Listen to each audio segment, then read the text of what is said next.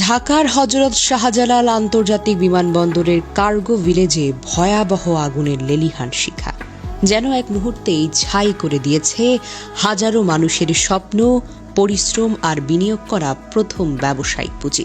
আজ অনেকে একদম পথে বসে গেছে। লাখ লাখ টাকার পণ্য, বছরের পরিশ্রমে গড়া ব্যবসা সবকিছুই যেন এক মুহূর্তেই শেষ। অনেকের জন্য এটি মাথার উপর থেকে ছিনিয়ে নেওয়া জীবন। কার্গো ভিলেজ যে জায়গাটি দেশের সবচেয়ে সুরক্ষিত স্থানের একটি, সেখানে প্রবেশ করতে হয় একাধিক নিরাপত্তা স্তর পেরিয়ে। সেখানে কিভাবে আগুন লাগলো? কোনো অঘটন নাকি অন্য কোনো গভীর ষড়যন্ত্র? এত সুরক্ষা, এত সিসিটিভি, এত নিরাপত্তার মাঝেও এমন ভয়াবহ আগুনের উৎস কোথায়? এই কার্গো ভিলেজ মূলত আন্তর্জাতিক বাণিজ্যের হৃৎপিণ্ড। এখানেই থাকে দেশের আমদানি রপ্তানির সবচেয়ে মূল্যবান মালামাল, পোশাক, ইলেকট্রনিক পণ্য, ঔষধ, কেমিক্যাল, যন্ত্রপাতি, এমনকি কোটি কোটি টাকার courier package.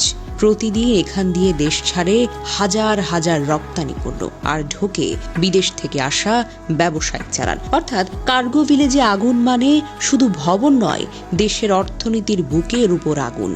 International air express association of বাংলাদেশের সভাপতি কবির আহমেদ বলেছেন, বিলিয়ন ডলারের বেশি ক্ষয়ক্ষতি হবে বলে আমরা ধারণা করেছি। এয়ার এক্সপ্রেস ইউনিট পুরোপুরি পড়ে গেছে। আরেকজন C&F কর্মচারীর কণ্ঠ কেঁপে উঠেছে। সব পণ্য, কাপড় চোপড়, কেমিক্যাল সব ছাই। আগামী কয়েক মাস হয়তো আমরা কোনো কাজই করতে পারবো না। এখন প্রশ্ন হলো, দেশের সবচেয়ে নিরাপদ এলাকায় এমন ভয়াবহ আগুন কিভাবে লাগলো? কোনো নিরাপত্তার ত্রুটি ছিল, নাকি এর পেছনে আছে অন্য কোনো উদ্দেশ্য? কোটি কোটি টাকার এই ক্ষতির দায় নেবে কে? যাদের ঘরে আজ কোনো খাবার নেই, ব্যবসা শেষ, তাদের পাশে কে দাঁড়াবে? এ আগুন শুধু কার্গো ভিলেজকে পুড়িয়ে দেয়নি, এটি পুড়িয়ে দিয়েছে অসংখ্য স্বপ্ন, ঘাম আর বিশ্বাসের ভিত্তি। প্রশ্ন এখন একটাই, এই আগুনের প্রকৃত কারণ জানতে কি পারবে রাষ্ট্র, নাকি সব আগের মতোই তদন্ত চলছে এই শব্দের মাধ্যমে শেষ হয়ে যাবে?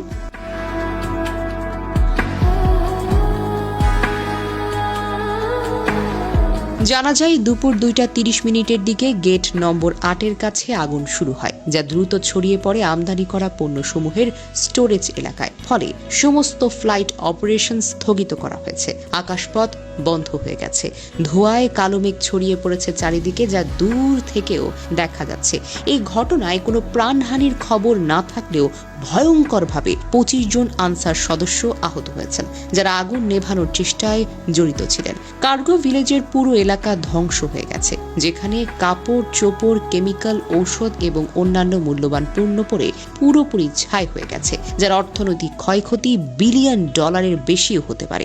এই আগুন নেভাতে 37টি ফায়ার ফাইটিং ইউনিট, বাংলাদেশ বিমান বাহিনী, নৌবাহিনী এবং সেনাবাহিনীর টিম সহ একটি বিশাল অপারেশন চলছে, যা ঘন্টার পর ঘন্টা ধরে চলমান। কয়েকটি ফ্লাইটকে চট্টগ্রাম এবং সিলেট বিমানবন্দরে ডাইভার্ট করা হয়েছে এবং বিমানবন্দরের সুরক্ষিত এলাকায় এমন দুর্ঘটনা ঘটায় নিরাপত্তা ব্যবস্থার গুরুতর ত্রুটি প্রকাশ পেয়েছে। এই ভয়ঙ্কর পরিস্থিতিতে ব্যবসায়ীদের লাখ লাখ টাকার পণ্য নষ্ট হয়েছে, অনেকের জীবিকা বিপন্ন এবং দেশের এক্সপোর্ট ইম্পোর্ট সেক্টরে দীর্ঘমেয়াদী এর প্রভাব পড়তে পারে, যা সত্যি হৃদয় বিদারক। এদিকে আগুনের কারণে বিমানবন্দরে সব ধরনের বিমান ওঠানামা এখন বন্ধ রয়েছে। এরই মধ্যে ঢাকাগামী 8টি ফ্লাইট চট্টগ্রাম শাহ আমানত বিমানবন্দর, একটি সিলেটের ওসমানী আন্তর্জাতিক বিমানবন্দরে অবতরণ করেছে।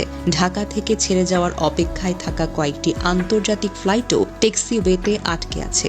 এখন পর্যন্ত ফ্লাইট রেডারে শাহজালাল বিমানবন্দরে বন্ধ দেখাচ্ছে বিমান চলাচল। তবে বিমানবন্দর কর্তৃপক্ষ জানিয়েছে, যাত্রীদের নিরাপত্তাকে সর্বোচ্চ গুরুত্ব দেওয়া হচ্ছে। কার্গো ভিলেজ এলাকার আগুন পুরোপুরি নিয়ন্ত্রণে আসার পর স্বাভাবিক ফ্লাইট চলাচল পুনরায় শুরু হবে।